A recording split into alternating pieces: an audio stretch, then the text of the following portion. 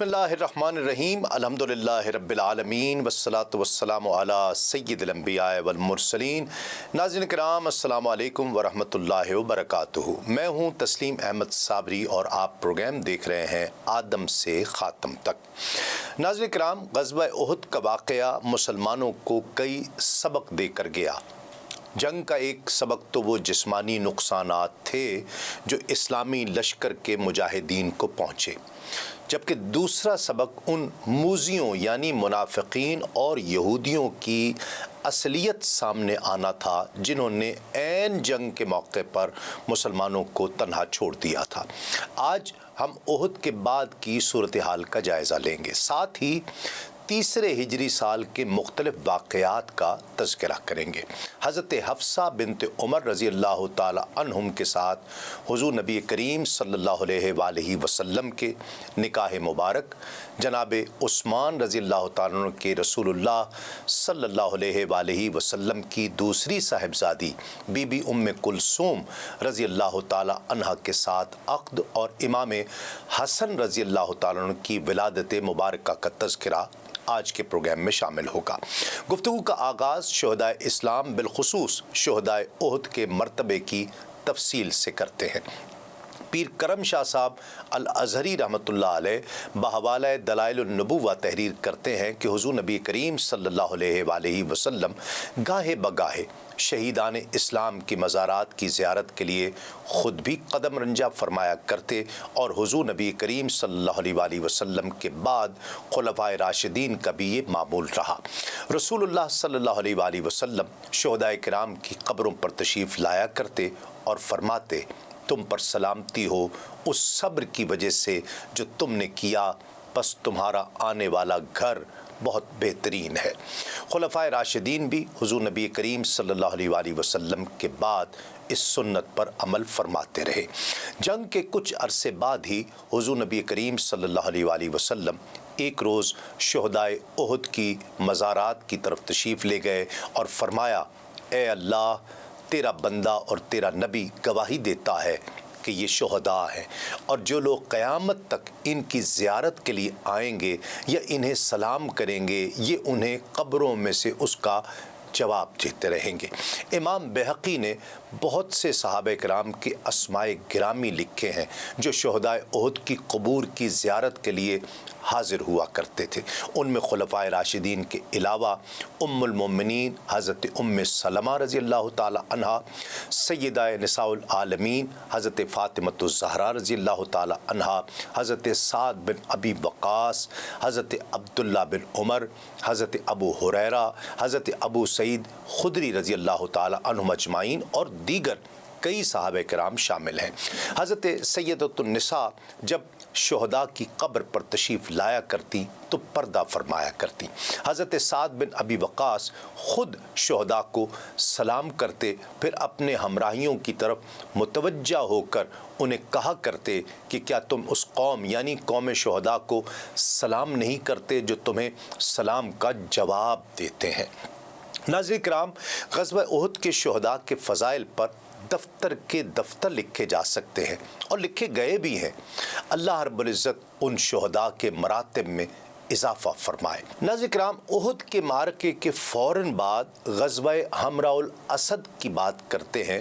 اس غزوے کو جنگ احد کا ہی تسلسل کہا جاتا ہے۔ علامہ ابن جریر طبری لکھتے ہیں کہ میدان احد سے روانہ ہوتے وقت قریش کے سردار ابو سفیان نے حضور نبی کریم صلی اللہ علیہ وآلہ وسلم کو چیلنج دیا تھا کہ آئندہ سال پھر بدر کے میدان میں جنگ ہوگی۔ سرور عالم صلی اللہ علیہ وآلہ وسلم نے اس کے چیلنج کو قبول فرمایا تھا۔ احد کی لڑائی کے بعد لشکر کفار اپنے تئیں شاداں اور فرحاں واپس مکہ جا رہا تھا کہ انہوں نے بدر کے اپنے مقتولوں کا انتقام لے لیا ہے۔ جب یہ لوگ کچھ دور آگے نکل گئے اور نام نہاد فتح کے خمار آہستہ آہستہ اترنے لگا تو اصل حقائق بے نقاب ہو کر سامنے آنے لگے، جس پر انہوں نے برہم ہو کر ایک دوسرے کو ملامت کرنا شروع کر دیا۔ وہ آپس میں کہتے کہ تم نے کچھ بھی نہیں کیا، مسلمانوں کے چند طاقتور اور ذی اثر افراد کو تو تم نے قتل کر دیا، لیکن بیشتر کلیدی شخصیات کو تم زندہ چھوڑ کر چلے آئے۔ تم نے اپنی فتح کو مکمل نہیں کیا ہے بلکہ ادھورا چھوڑ دیا ہے۔ اگر تم ہمت کر کے ان لوگوں کو بھی ختم کر دیتے تو آئندہ تمہیں کوئی خطرہ لاحق نہ ہوتا۔ اب زندہ بچ جانے والی کلیدی شخصیات مسلمانوں کو اپنے ارد گرد پھر اکٹھا کر لیں گی اور ان میں جانثاری کا ایسا جذبہ پھونکیں گی کہ وہ تم میں سے کسی کو زندہ نہیں چھوڑیں گے۔ فوراً اٹھو، واپس چلو، انہیں سنبھلنے کا موقع ہی نہیں دیتے، پہلے ہی ان پر حملہ کر کے ان کی جڑیں کاٹ کر رکھ دیتے ہیں تاکہ آئندہ وہ تمہیں کبھی للکار ہی نہ سکیں۔ اس لیے سب لشکر والے واپس پلٹ کر حملے کی تیاری کرنے لگے۔ دوسری جانب سرور دو عالم صلی اللہ علیہ وآلہ وسلم اگرچہ خود شدید زخمی تھے، مجاہدین اسلام کی کثیر تعداد بھی لہو لہان تھی، بمشکل ایک رات انہوں نے اپنے گھروں میں گزاری ہوگی کہ اگلی صبح سویرے سرور دو عالم صلی اللہ علیہ وآلہ وسلم نے حکم دیا کہ کفار مکہ پر حملہ کرنے کے لیے سب تیار ہو جاؤ، اور ساتھ ہی یہ اعلان فرما دیا کہ اس مہم میں صرف انہی مجاہدین کو شرکت کی اجازت ہے جو کل کی جنگ میں ہمارے ساتھ شریک تھے، خواہ کوئی مجاہد کتنا زخمی ہے اسے جانا پڑے گا۔ کسی تازہ دم اور صحت مند مجاہد کو اس لشکر عشق و وفا میں شامل ہونے کی اجازت عطا نہیں فرمائی۔ ناظرین کرام، اس عجیب حکم مبارک کی مصلحت کسی کو اس وقت سمجھ نہ آئی، لیکن اللہ کے رسول کے ساتھ اس پر بحث کرنے کی مجال بھی کسی کی نہیں تھی۔ تاہم رئیس المنافقین عبداللہ بن ابی نے اس موقع کو غنیمت جانا اور خیال کیا کہ مسلمانوں کو اب میری اور میرے ساتھیوں کی پہلے سے بھی اشد ضرورت ہے، میں پیشکش کروں گا تو فوراً منظور کر لی جائے گی اور اس طرح میں بآسانی اپنا مقام بحال کر سکتا ہوں۔ اس لیے وہ حضور نبی کریم صلی اللہ علیہ وآلہ وسلم کے پاس آیا اور بولا کہ یا رسول اللہ، مجھے بھی ہم رکابی کا شرف عنایت فرمائیے۔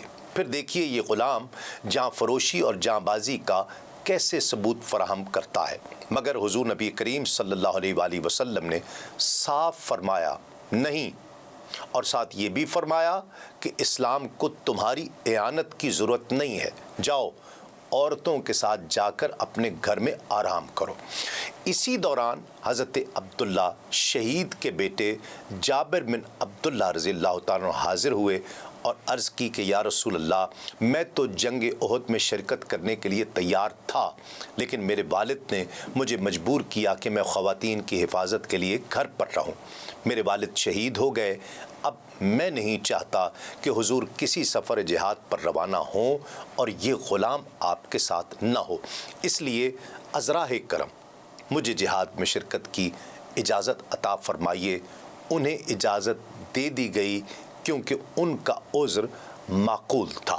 صحابہ کرام اگرچہ زخموں سے نڈھال تھے، کسی کا بازو ٹوٹا ہوا تھا، کسی کی ٹانگ کٹی ہوئی تھی، کسی کا سر پھٹا ہوا تھا، کسی کا سینہ چھلنی تھا، کسی کی پشت پر تیروں اور نیزوں کے زخم تھے، لیکن اپنے آقا کا حکم سنتے ہی سب کے سب مجاہدین رسول اللہ صلی اللہ علیہ وآلہ وسلم کی بارگاہ میں حاضر ہو گئے اور مسلمانوں کا یہ لشکر ابو سفیان کے لشکر جرار کے تعاقب میں مدینہ طیبہ سے روانہ ہوا۔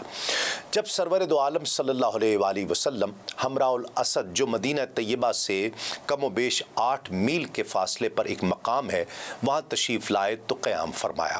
اسی جگہ پر بنو خزاعہ قبیلے کا ایک شخص معبد بن ابی معبد حاضر ہو کر مشرف با اسلام ہوا۔ حضور نے جنگی حکمت عملی کے تحت معبد کو حکم دیا کہ وہ اسلامی لشکر سے آگے جائے اور ابو سفیان سے ملاقات کرے اور اسے اپنے مسلمان ہونے کا بتائے بغیر مسلمانوں کی جنگی تیاریوں کے بارے میں اتنا خوف زدہ کر دے کہ وہ اپنے لشکر سمیت دم دبا کر بکہ بھاگ جانے پر مجبور ہو جائے۔ تو معبد جب الروحہ کے مقام پر پہنچے تو ابو سفیان سے ان کی ملاقات ہو گئی اور اسے معبد کے مسلمان ہونے کا ابھی علم نہیں تھا۔ اس نے پوچھا معبد سناؤ کیا خبر لائے ہو؟ تو معبد نے کہا ابو سفیان کچھ نہ پوچھو، محمد صلی اللہ علیہ وآلہ وسلم اور اس کے صحابہ غصے سے دانت پیس رہے ہیں اور اتنا بڑا لشکر لے کر تمہارے تعاقب میں آ رہے ہیں کہ ایسا لشکر آج تک نہیں دیکھا گیا۔ جو مسلمان جنگ میں پہلے شریک نہیں ہو سکے تھے وہ سخت نادم ہیں اور اب وہ سب اکٹھے ہو چکے ہیں۔ ابو سفیان نے پوچھا کہ بتاؤ تمہاری رائے کیا ہے؟ معبد نے قریبی ٹیلے کی جانب اشارہ کرتے ہوئے کہا کہ میری رائے تو یہ ہے کہ اس سے پیشتر کہ ان کا لشکر پہلا دستہ اس ٹیلے سے سر نکالے تم یہاں سے بھاگ جاؤ۔ ابو سفیان نے کہا کہ ہمارا ارادہ تو یہ ہے کہ ہم پلٹ کر ان پر حملہ کریں اور ان کی اینٹ سے اینٹ بجا دیں۔ معبد نے کہا یہ غلطی ہرگز نہ کرنا، میں تمہارا خیر خواہ ہوں، باقی تمہاری مرضی ہے۔ ناظرین کرام، معبد بن ابی معبد کی بات سے پریشان ہو کر ابو سفیان ارادہ ترک کرتے ہوئے اپنے لشکر سمیت تیزی سے مکہ کی طرف واپس روانہ ہو گیا۔ ابو سفیان کو راستے میں چند ایک ہم مشرب مشرک ملے جو مدینے جا رہے تھے۔ ان میں سے ایک معتبر مشرک کو اس نے کہا کہ کیا تم محمد کو یہ پیغام صلی اللہ علیہ وآلہ وسلم دو گے کہ ہم دوبارہ مدینے پر حملہ کر رہے ہیں اور ان کی جڑیں کاٹ کر رکھ دیں گے؟ اگر تم ایسا کرو تو میوے کشمش سے لدا ہوا ایک اونٹ میں تمہیں انعام میں دے دوں گا۔ ابو سفیان کے انعام کے لالچ میں وہ مشرک اسلامی لشکر کی طرف گیا۔ مسلمانوں سے اس کی ملاقات ہوئی تو اس نے ابو سفیان کے ارادوں اور اس کی فوجی قوت کو بتاتے ہوئے بڑی مبالغہ آرائی سے کام لیا اور مسلمانوں کو خوب ہراساں کرنے کی کوشش کی، لیکن غلامان مصطفیٰ صلی اللہ علیہ وآلہ وسلم انہوں نے پر اعتماد لہجے میں جواب دیتے ہوئے فرمایا حسبنا اللہ و نعم الوکیل، اللہ تعالی ہمارے لیے کافی ہے اور وہ ہمارا بہترین کارساز ہے، ہم تمہاری گیدڑ بھبکیوں سے ڈرنے والے نہیں ہیں۔ بہرحال سرکار دو عالم صلی اللہ علیہ وآلہ وسلم کئی روز حمراء الاسد کے مقام پر تشریف فرما رہے، لیکن ابو سفیان اور اس کے حواریوں کو لشکر جرار کے باوجود ہمت نہیں ہوئی کہ جارحیت کا مظاہرہ کریں۔ معبد ابن معبد کی کوششوں سے یہ لوگ وہاں سے دوڑتے بھاگتے مکہ پہنچ گئے۔ دوسری جانب چند روز کفار کا انتظار کرنے کے بعد اسلامی لشکر بخیر و عافیت مدینہ طیبہ واپس تشریف لے آیا۔ اس طرح باقاعدہ تصادم کی نوبت ہی نہیں آئی۔ حمراء الاسد سے واپسی پر مسلمانوں نے لشکر کفار کے دو آدمیوں معاویہ بن مغیرہ بن ابی العاص اور ابو عزا الجمحی کو گرفتار کر لیا۔ ناظرین کرام، ابو عزا الجمحی کو جنگ بدر میں بھی قید کیا گیا تھا، تاہم اس نے اپنی 5 کمسن بچیوں کا واسطہ دے کر منت سماجت کر کے رحم کی بھیک مانگی تھی، جس پر حضور نبی کریم صلی اللہ علیہ وآلہ وسلم نے اسے معاف کر دیا تھا اور اس سے یہ وعدہ لیا کہ آئندہ لشکر کفار میں شریک ہو کر حملہ آور نہیں ہوگا۔ لیکن یہ ابو عزا وعدہ شکنی کرتے ہوئے پھر لشکر کفار میں شرکت کر کے مدینہ طیبہ پر حملہ آور ہوا۔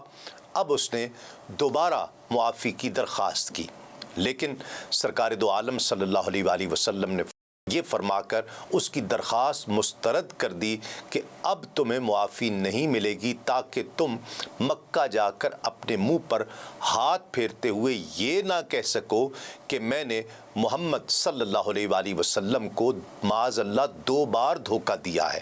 مومن ایک سوراخ سے 2 بار ڈسا نہیں جاتا۔ اے زبیر اٹھو، اس ناہنجار کی گردن اڑا دو۔ یوں نبی کریم صلی اللہ علیہ وآلہ وسلم نے امت کے جرنیلوں اور حکمرانوں کو تعلیم دی کہ دھوکہ بازوں اور عیاروں کے دام فریب میں بار بار پھنسنا یہ مومن کو زیب نہیں دیتا، یہ مومن کی شان نہیں ہے۔ دوسرے جنگی قیدی معاویہ بن مغیرہ کے بارے میں حضرت زید بن حارثہ رضی اللہ تعالیٰ عنہ اور حضرت عمار بن یاسر رضی اللہ تعالیٰ عنہ کو حکم دیا کہ اس کا بھی سر قلم کر دیا جائے۔ ناظرین کرام، اب یہاں اصحاب رجیح کے واقعات کا ذکر کرتے ہیں۔ علامہ محمد بن اسحاق اور علامہ ابن حشام لکھتے ہیں کہ تیسری سنہ ہجری میں غزوہ احد کے بعد قبیلہ عزل اور بنو قارہ کے کچھ لوگ بارگاہ نبوی صلی اللہ علیہ وآلہ وسلم میں حاضر ہوئے اور عرض کیا کہ یا رسول اللہ صلی اللہ علیہ وآلہ وسلم، ہمارے قبیلوں میں اسلام کی روشنی تو پہنچ چکی ہے، لیکن اب کوئی ایسا شخص نہیں جو ہمیں دین کے احکام سے آگاہ کر سکے۔ کیا ہی اچھا ہو کہ آپ اپنے صحابہ کرام میں سے چند افراد کو اس خدمت کے لیے منتخب فرمائیں تاکہ وہ ہمیں احکام اسلامی اور قرآن مجید کی تعلیم دیں اور بہت سے لوگ دینی تعلیم حاصل کریں اور اسلام قبول کریں اور یہ سلسلہ آگے بڑھے۔ نبی کریم صلی اللہ علیہ وآلہ وسلم نے ان کی درخواست مان لی اور 6 افراد کو ان کے ساتھ جانے کے لیے منتخب فرما کر ان کے ساتھ بھیج دیا۔ جب قبیلہ عزل اور بنو قارہ کے لوگ ان 6 صحابہ کو لے کر حجاز کے قبیلہ حذیل کے علاقے میں ایک مقام رجیح پر پہنچے تو ان بدبختوں نے استاد صحابہ کے ساتھ غداری کی اور انہیں چھوڑ کر چلے گئے اور قبیلہ حذیل کے لوگوں کو جا کر بتا دیا۔ قرائن سے لگتا ہے کہ ان لوگوں نے باقاعدہ سازش کے تحت یہ سب کچھ پلاننگ کی تھی۔ یہ 6 صحابہ غفلت میں تھے اور انہیں ان کی غداری کا بالکل اندازہ نہیں ہوا۔ انہیں حالات کا احساس اس وقت ہوا جب دشمن قبیلے کے لوگ ننگی تلواریں لے کر ان کے سر پر پہنچ گئے اور مسلمانوں سے کہا کہ اپنے آپ کو گرفتاری کے لیے پیش کر دو، ہم قسم کھاتے ہیں کہ تمہیں قتل نہیں کریں گے اور اگر گرفتاری کے لیے تم تیار نہ ہوئے تو قتل ہونے کے لیے تیار ہو جاؤ۔ ان مسلمانوں میں سے 3 نے تو خود کو گرفتاری کے لیے پیش کر دیا، لیکن جو باقی 3 صحابہ انہیں کہا کہ ہمیں کافروں کے وعدے کا اعتبار نہیں اور تلواریں لے کر مقابلے پر آ گئے۔ ان میں جو صاحب سب سے پہلے تلوار لے کر رجز پڑھتے ہوئے مقابلے پر آئے وہ حضرت عاصم بن ثابت رضی اللہ تعالی عنہ تھے اور وہ یہ رجز پڑھ رہے تھے: میں ایک بہادر، مضبوط اور اچھا تیر انداز ہوں اور میری کمان میں سخت قسم کی تانت لگی ہوئی ہے جس سے تیز اور طویل و عریض تیر بجلی کی طرح نکلتے ہیں۔ پھر میرے اندر کس بات کی کمی ہے؟ موت برحق ہے، ایک دن آ کر رہے گی اور زندگی ایک ناپائیدار چیز ہے، پر وہ چیز جو اللہ نے مقدر میں لکھ دی ہے مل کر رہتی ہے۔ انسان نے ہر صورت اللہ کی طرف لوٹنا ہے۔ اگر میں تم سے مقابلہ کر کے بدلہ نہ لوں تو میری ماں میرے گم ہونے یا مرنے کا صدمہ اٹھائے۔ کافروں سے جنگ کرتے ہوئے یہ تینوں ساتھی شہید ہو گئے۔ اب قبیلہ حذیل کے لوگوں کی کوشش یہ تھی کہ وہ کسی طرح شہید حضرت عاصم بن ثابت رضی اللہ تعالیٰ عنہ کے سر کو کاٹیں اور اس کو مکے جا کر بیچ ڈالیں۔ اس کی وجہ یہ ہے کہ جناب عاصم نے جنگ احد کے موقع پر مکہ کی ایک سرکردہ خاتون سلافہ بنت مالک کے 2 بیٹوں کو قتل کیا تھا۔ جب سلافہ کو اپنے بیٹوں کے قتل کی اطلاع ملی تھی تو اس نے قسم کھائی تھی کہ اگر اس کا بس چلا تو وہ حضرت عاصم کے کاسہ سر میں شراب پیے گی، اور یہ اطلاع قبیلہ حذیل کے لوگوں کو بھی تھی۔ اس لیے وہ کوشش کر رہے تھے کہ کسی طرح حضرت عاصم کی لاش کا سر کاٹیں، لیکن ان کا یہ ارادہ شرمندہ تعبیر نہ ہو سکا اور اللہ رب العزت نے بھیڑوں کا ایک جھنڈ جناب عاصم کی لاش کے حفاظت پر متعین کر دیا۔ کافروں نے جب اس جھنڈ کو دیکھا تو اپنے مقصد کے حصول سے قاصر رہے اور کہنے لگے کہ رات تک انتظار کرتے ہیں تاکہ یہ جھنڈ چھٹ جائے اور اس وقت مقصد حاصل کیا جا سکے، لیکن قدرت الہی کو کچھ اور ہی منظور تھا۔ اب ایک کرشمہ قدرت اور نظر آیا۔ اللہ کریم نے اسی رات بارش کا سیلاب بھیجا اور وہ حضرت عاصم کی لاش کو بہا کر لے گیا اور کافروں کی نظروں سے لاش کو دور کر دیا۔ ایک اور بات یہ ہے کہ حضرت عاصم رضی اللہ تعالیٰ عنہ نے اسلام لانے کے بعد یہ عہد کیا تھا کہ زندگی میں کبھی اپنے جسم کو کسی کافر کا ہاتھ نہیں لگنے دیں گے، نہ خود کسی کافر کے جسم کو ہاتھ لگائیں گے، اور مرتے دم تک انہوں نے اس عہد کو نبھایا۔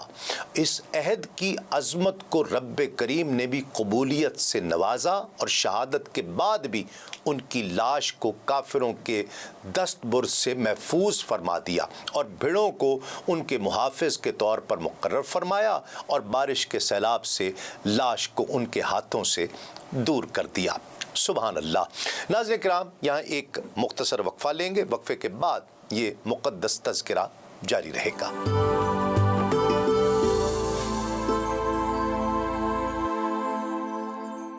ناظرین کرام، خوش آمدید۔ آپ پروگرام دیکھ رہے ہیں آدم سے خاتم تک۔ حضرت عاصم بن ثابت رضی اللہ تعالیٰ عنہ کا تذکرہ ہو رہا تھا، اور ان کا وہ وعدہ اللہ رب العزت کی بارگاہ میں بھی مقبول ہوا۔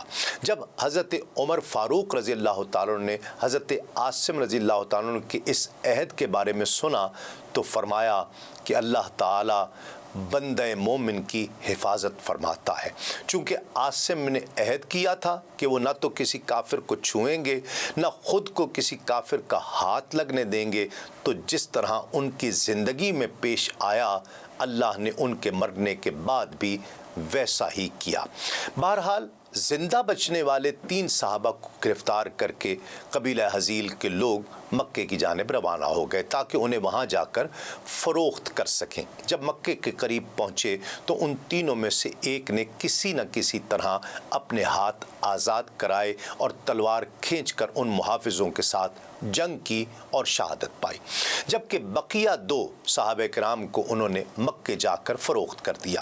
حضرت زید کو صفوان بن امیہ نے خریدا تاکہ وہ اپنے باپ کے بدلے میں جو جنگ بدر میں ان کے ہاتھوں مارا گیا تھا اسے شہید کرے، اور دوسرے اسیر صحابی کا نام خبیب بن عدی رضی اللہ تعالی عنہ تھا، انہیں بھی کسی کافر نے اپنے باپ کا بدلہ لینے کے لیے جو جناب خبیب کے ہاتھوں سے مارا گیا تھا اسے خرید لیا۔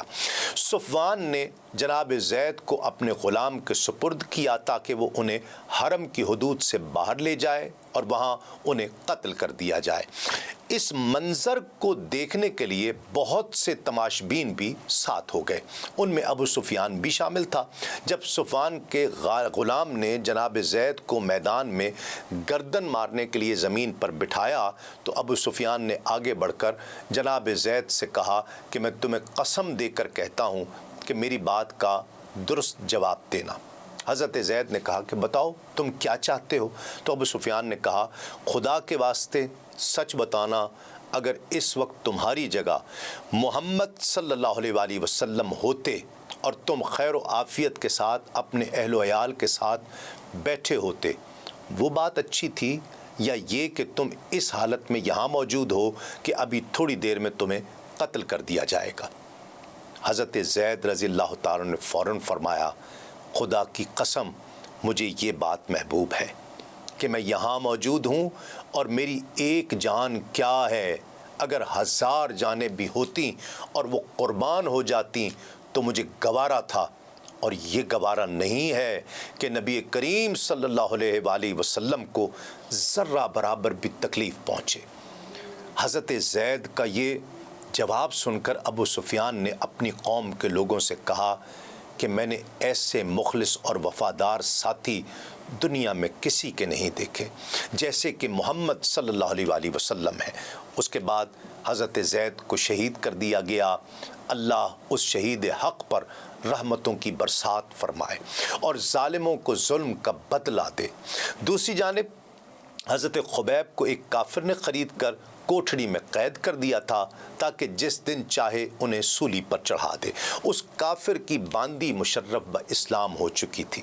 اس کا بیان ہے کہ حضرت خبیب کی اسیری کے دوران ان کے ہاتھوں میں انگور کے خوشے ہوتے تھے جنہیں وہ کھایا کرتے تھے، اور اس موسم میں مکے میں انگور دیکھا ہی نہیں جاتا تھا۔ اور اس کے علاوہ حضرت خبیب کو اسیری کے دوران کوئی غذا نہیں دی جاتی تھی، لیکن انہیں بھوک پیاس کی اذیت سے دوچار ہونا ہی نہیں پڑا۔ گویا یہ اس عظیم صحابی کی کرامت کی گواہی تھی۔ آخر کار ایک دن کوٹھری سے نکال کر حضرت خبیب رضی اللہ تعالیٰ عنہ کو مقتل لایا گیا، اور جب انہیں سولی پر چڑھایا جانے لگا تو حضرت خبیب نے فرمایا مجھے 2 رکعت نماز ادا کرنے دو۔ جناب خبیب نے 2 رکعت نماز خشوع و خضوع کے ساتھ ادا فرمائیں۔ نماز سے فارغ ہو کر کافروں سے کہا اگر مجھے یہ خیال نہ ہوتا کہ تم یہ سوچو گے کہ میں موت کے ڈر سے وقت کو طول دینا چاہتا ہوں تو میں طویل سجدوں سے یہ نماز ادا کرتا یا مزید رکعات پڑھتا۔ اور اس کے بعد حضرت خبیب رضی اللہ تعالی عنہ کو سولی پر چڑھا دیا گیا۔ سولی پر چڑھائے جانے سے پہلے ان کافروں کے حق میں حضرت خبیب رضی اللہ تعالی عنہ نے دعائے جلال کی، جس کو رب کریم نے قبول فرمایا، اور جو بھی ان کو سولی چڑھائے جاتے وقت وہاں موجود تھا وہ بعد میں کسی نہ کسی جسمانی اذیت سے دوچار اور مصیبت میں مبتلا ہوا۔ حضرت عاصم اور خبیب کی شہادت کی اطلاع مدینہ پہنچی تو منافقوں نے حسب عادت زبان تان دراز کی اور کہا کہ اگر یہ دونوں اپنے جذبات کا اظہار نہ کرتے اور اپنے گھر آرام سے پڑے رہتے تو یہ المناک واقعہ رونما نہ ہوتا۔ منافقوں کی یہ بکواس رب تعالیٰ کو پسند نہ آئی، اور رب نے ان اصحاب رجیع کے بارے میں جو کافروں کے ہاتھوں شہید ہوئے تھے سورہ بقرہ کی یہ آیات نازل فرمائیں۔ اور بعض آدمی وہ ہیں کہ دنیا کی زندگی میں اس کی بات تجھے بھلی لگے گی اور اپنے دل کی بات پر اللہ کو گواہ لائے، اور وہ سب سے بڑا جھگڑالو ہے، اور جب پیٹھ پھیرے تو زمین میں فساد ڈالتا پھرے اور کھیتی اور جانیں تباہ کرے، اور اللہ فساد سے راضی نہیں۔ اور جب اس سے کہا جائے کہ اللہ سے ڈر تو اسے اور ضد چڑھے۔ گناہ کی ایسے کو دوزخ کافی ہے اور وہ ضرور بہت برا بچھونا ہے، اور کوئی آدمی اپنی جان بیچتا ہے اللہ کی مرضی چاہنے میں، اور اللہ بندوں پر مہربان ہے۔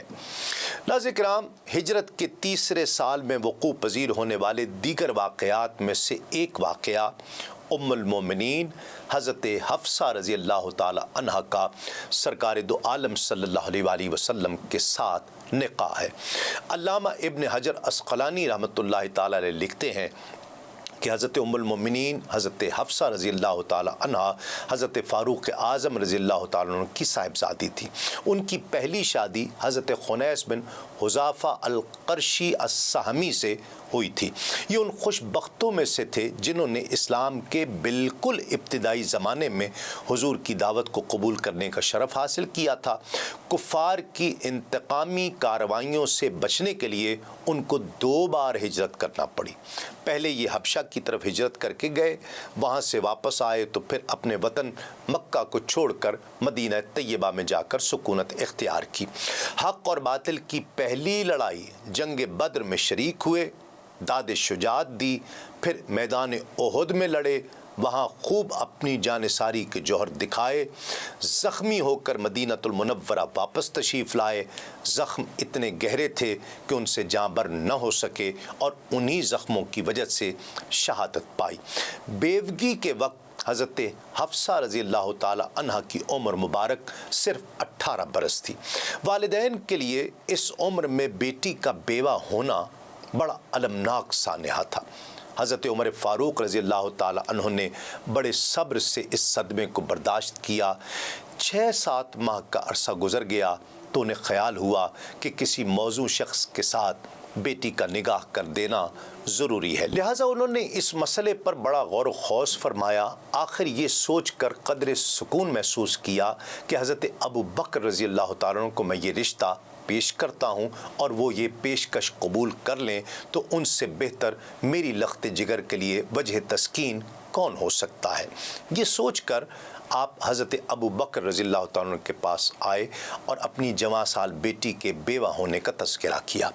حضرت ابو بکر صدیق رضی اللہ تعالیٰ عنہ نے دوست کی بات کو بڑی توجہ سے سنا۔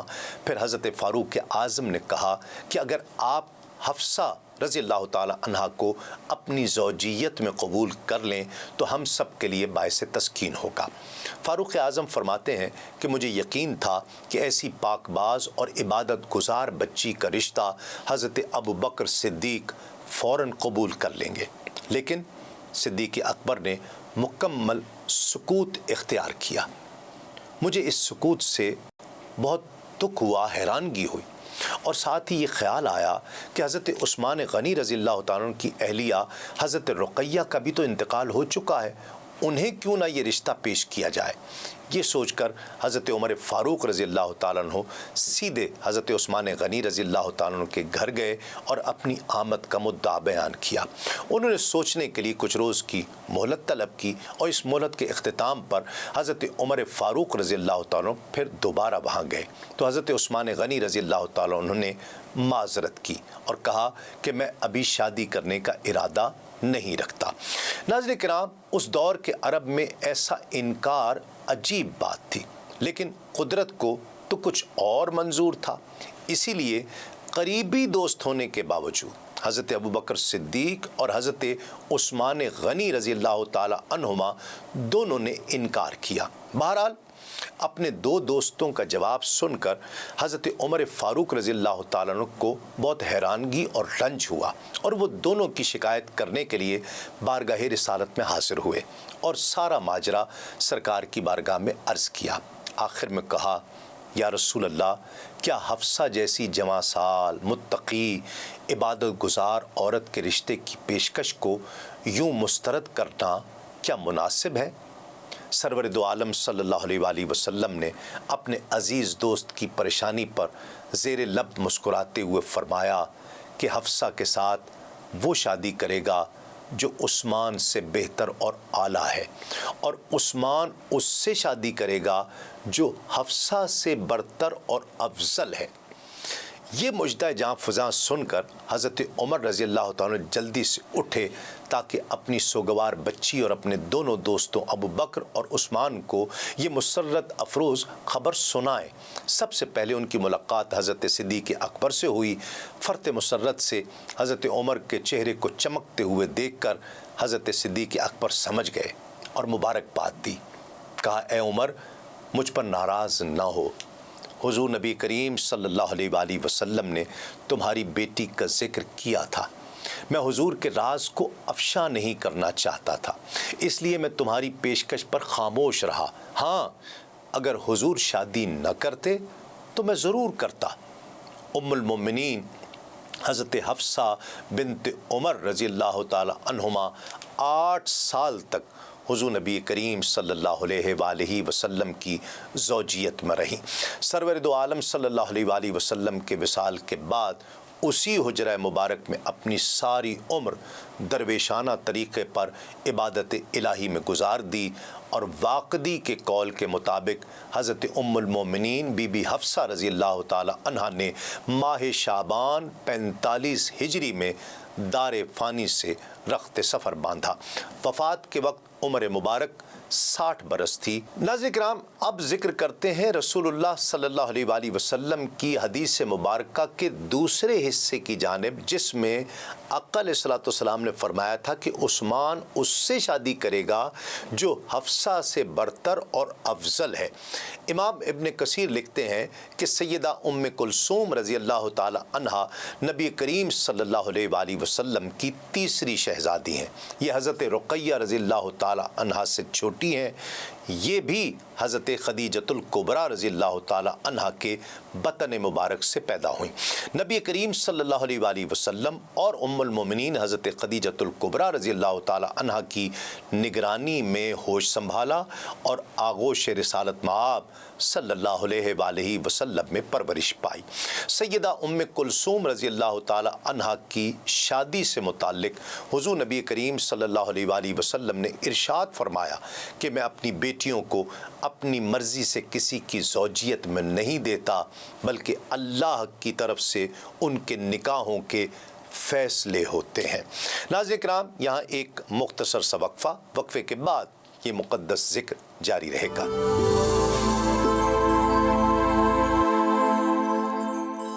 ناظرین کرام، خوش آمدید۔ آپ پروگرام دیکھ رہے ہیں آدم سے خاتم تک۔ جب حضرت رقیہ رضی اللہ تعالی عنہ کا انتقال ہوا تو حضرت عثمان غنی رضی اللہ تعالی عنہ کو سخت صدمہ پہنچا۔ وہ ہر وقت غم میں ڈوبے رہتے تھے۔ ظاہر ہے کہ ایک غم تو جیون ساتھی کے بچھڑنے کا تھا ہی، جبکہ دوسرا اور اہم صدمہ حضور نبی کریم صلی اللہ علیہ وآلہ وسلم کے ساتھ نسبت کھونے کا تھا۔ ایک دن نبی کریم صلی اللہ علیہ وآلہ وسلم نے اپنے داماد حضرت عثمان غنی رضی اللہ تعالی عنہ کو غمگین دیکھا تو فرمایا، عثمان، تمہیں کیوں غمزدہ دیکھ رہا ہوں؟ سیدنا عثمان بن عفان رضی اللہ تعالیٰ عنہ عرض کرتے ہیں کہ یا رسول اللہ، مصیبت کا جو پہاڑ مجھ پر گرا ہے کسی اور پر نہیں گرا۔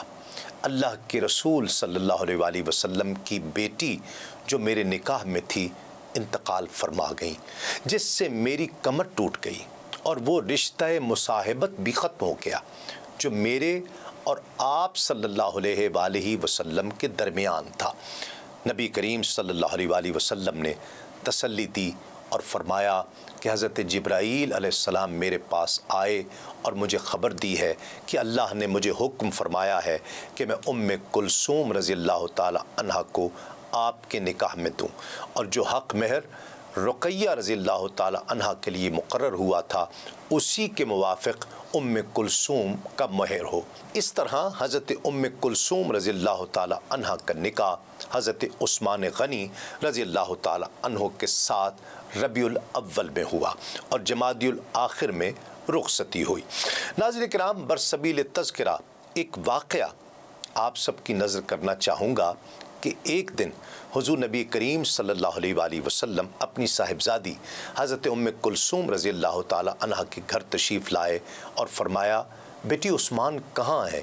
حضرت ام کلثوم رضی اللہ تعالی عنہ نے عرض کیا کہ کسی کام سے باہر تشریف لے گئے ہیں۔ پھر آپ صلی اللہ علیہ وآلہ وسلم نے بیٹی سے استفسار فرمایا کہ تم نے اپنے شوہر کو کیسا پایا؟ حضرت ام کلثوم رضی اللہ تعالی عنہ نے کہا، ابا جان، وہ بہت اچھے اخلاق والے اور بلند مرتبہ شوہر ہیں۔ آپ صلی اللہ علیہ وآلہ وسلم نے فرمایا، بیٹی ایسا کیوں نہ ہوتا، وہ دنیا میں تمہارے دادا حضرت ابراہیم علیہ السلام اور تمہارے والد حضرت محمد صلی اللہ علیہ وآلہ وسلم سے بہت مشابہ ہیں۔ اور ایک حدیث پاک میں یہ الفاظ بھی ملتے ہیں کہ حضرت عثمان غنی رضی اللہ تعالی عنہ میرے صحابہ میں سب سے زیادہ میرے اخلاق اور عادات سے مشابہ ہیں۔ حضرت ام کلثوم رضی اللہ تعالی عنہ کا انتقال شعبان 9 ہجری کو ہوا۔ پھر وہ 6 سال تک حضرت عثمان غنی رضی اللہ تعالی عنہ کے نکاح میں رہی۔ حضرت سیدہ ام کلثوم رضی اللہ تعالی عنہ کے انتقال کے بعد ان کے غسل اور کفن کے انتظامات نبی کریم صلی اللہ علیہ وآلہ وسلم نے خود فرمائے۔ سیدہ کو غسل حضرت اسماء بنت امیس رضی اللہ تعالی عنہ، سیدہ صفیہ بنت عبد المطلب رضی اللہ تعالی عنہ اور لیلہ بنت قانف رضی اللہ تعالی عنہ اور ام عطیہ انصاریہ رضی اللہ تعالی عنہ نے دیا۔ جب حضرت ام کلثوم رضی اللہ تعالی عنہ کا غسل اور کفن ہو چکا تو ان کی نماز جنازہ کے لیے حضور نبی کریم صلی اللہ علیہ وآلہ وسلم تشریف لائے اور آپ کے ساتھ صحابہ کرام بھی موجود تھے۔ حضور نبی کریم صلی اللہ علیہ وآلہ وسلم نے نماز جنازہ پڑھائی اور ان کے لیے دعائے مغفرت فرمائی اور بی بی کو جنت البقیع میں دفن کیا گیا۔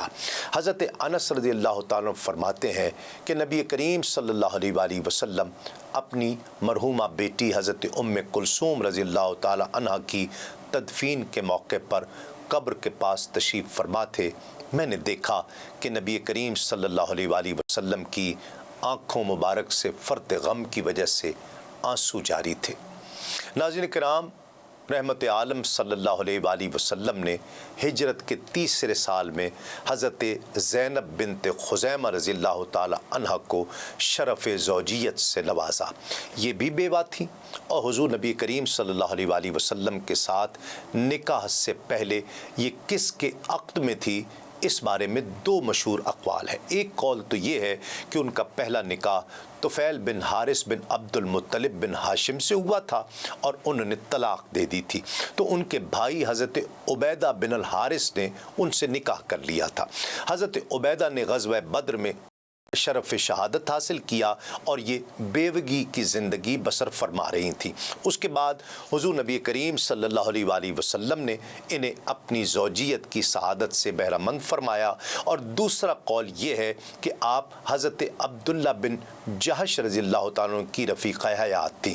وہ عبداللہ بن جہش جنہوں نے مقبولیت کی گھڑیوں میں اپنے لیے شہادت کی دعا مانگی تھی اور ساتھ ہی یہ التجا بھی کی تھی کہ نہ صرف یہ کہ کفار ان کو شہید کر دیں بلکہ ان کی ناک ان کے کان تک اللہ کی راہ میں کاٹ دیے جائیں، ان کی آنکھیں پھوڑ دی جائیں اور روز محشر اسی حالت میں وہ اپنے پروردگار کی جناب میں پیش ہوں تو اللہ پوچھے کہ اے عبداللہ تیرے ساتھ یہ سلوک کیوں کیا گیا، تو میں کہوں کہ اے اللہ تیری محبت اور تیرے رسول کے عشق کے جرم میں مجھے یہ سزا دی گئی۔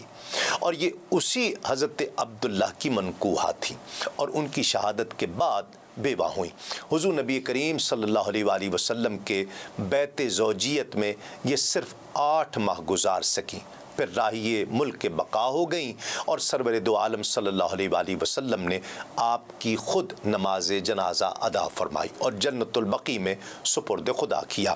آپ بڑی فیاض اور کریم النفس خاتون تھیں، غریبوں، مسکینوں، یتیموں اور بے سہاروں کے ساتھ حد درجہ محبت فرمایا کرتی، یہاں تک ام المساکین کے لقب سے آپ شہرت رکھتی تھیں۔ ناظرین کرام، تیسری سنہ ہجری کا ایک اہم ترین واقعہ حضرت امام حسن علیہ السلام کی ولادت مبارکہ ہے۔ پیر کرم شاہ صاحب رحمۃ اللہ تعالی علیہ لکھتے ہیں کہ 15 رمضان المبارک 3 ہجری میں اللہ رب العزت نے حضرت علی المرتضیٰ شیر خدا رضی اللہ تعالی عنہ کو حضرت سیدۃ النساء العالمین بطول الزہراء رضی اللہ تعالی عنہ کے بطن مبارک سے ایک مولود مسعود عطا فرمایا۔ ان کی ظاہری صورت اور باطنی سیرت مظہر جمال و کمال محمد مصطفیٰ صلی اللہ علیہ وآلہ وسلم تھی۔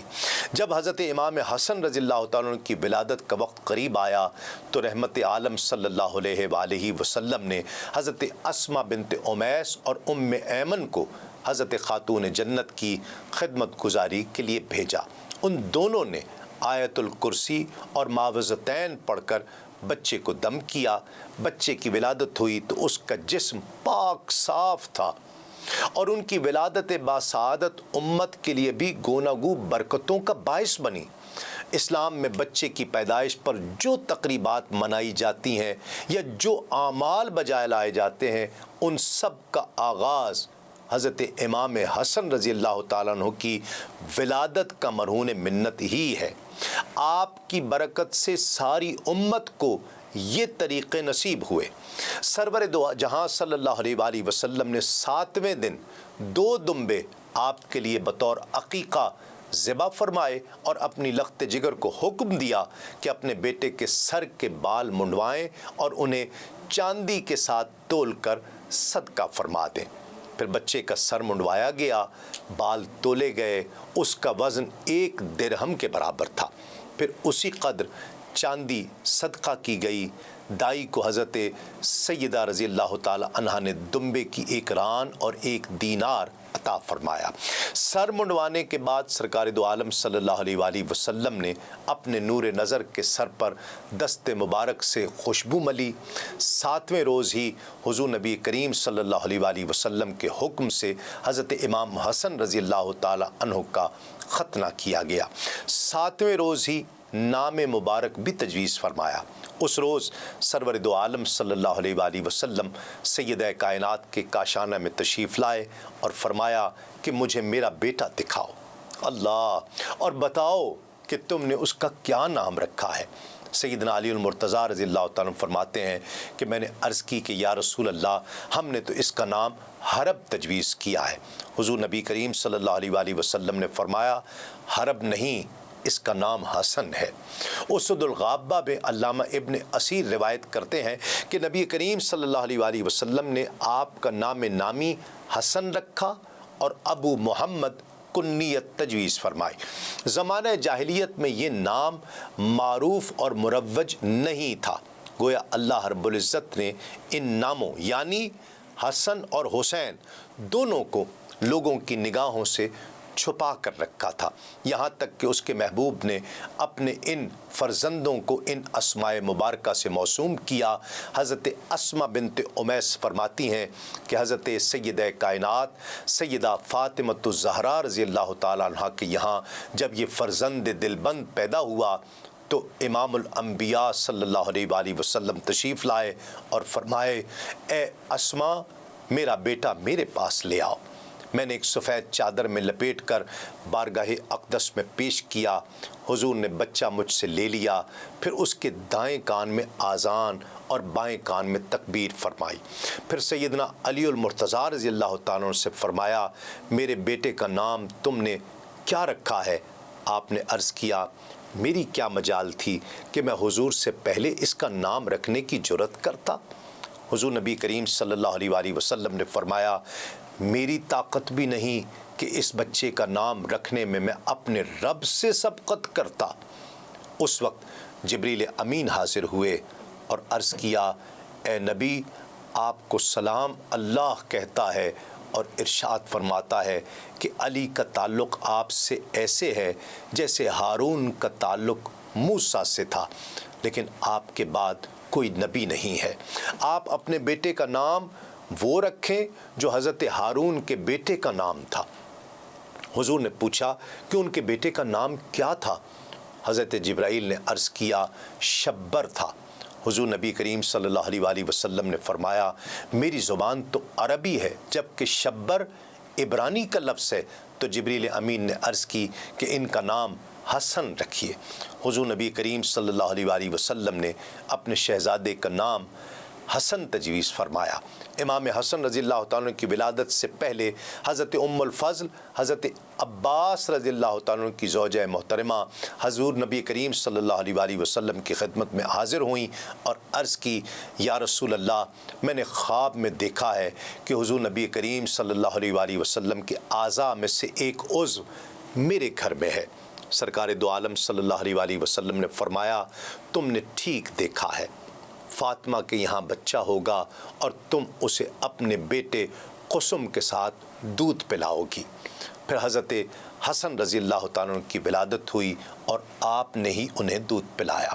حضرت امام حسن رضی اللہ تعالیٰ عنہ کے حلیہ مبارک کے بارے میں علماء لکھتے ہیں کہ آپ کی رنگت سفید سرخی مائل تھی، آپ کی آنکھیں بڑی بڑی اور سرمگی تھیں، آپ کے رخسار پھول کی طرح شگفتہ تھے، داڑھی گھنی تھی، سر کے بال کانوں تک تھے اور گردن مبارک ایسی چمکتی تھی جیسے چاندی سے ڈھالی گئی ہو، اور ہڈیوں کے جوڑ بڑے مضبوط تھے، سینہ کشادہ تھا، قد درمیانہ تھا، چہرہ مبارک از حد دلنشیں تھا اور بال مبارک گھنگریالے تھے۔ ناظرین کرام، فرزند رسول امام حسن علیہ السلام کی ولادت مبارکہ کے ذکر کے ساتھ ہی آج کے پروگرام کا وقت تمام ہوتا ہے۔ اگلے پروگرام میں انشاءاللہ ہم چوتھی سن ہجری کے اہم واقعات آپ کی خدمت میں پیش کرنے کی سعادت حاصل کریں گے۔ دیکھتے رہیے آدم سے خاتم تک صرف سنو نیوز پر۔ تسلیم احمد صابری کو اجازت دیجیے۔ السلام علیکم، تسلیمات۔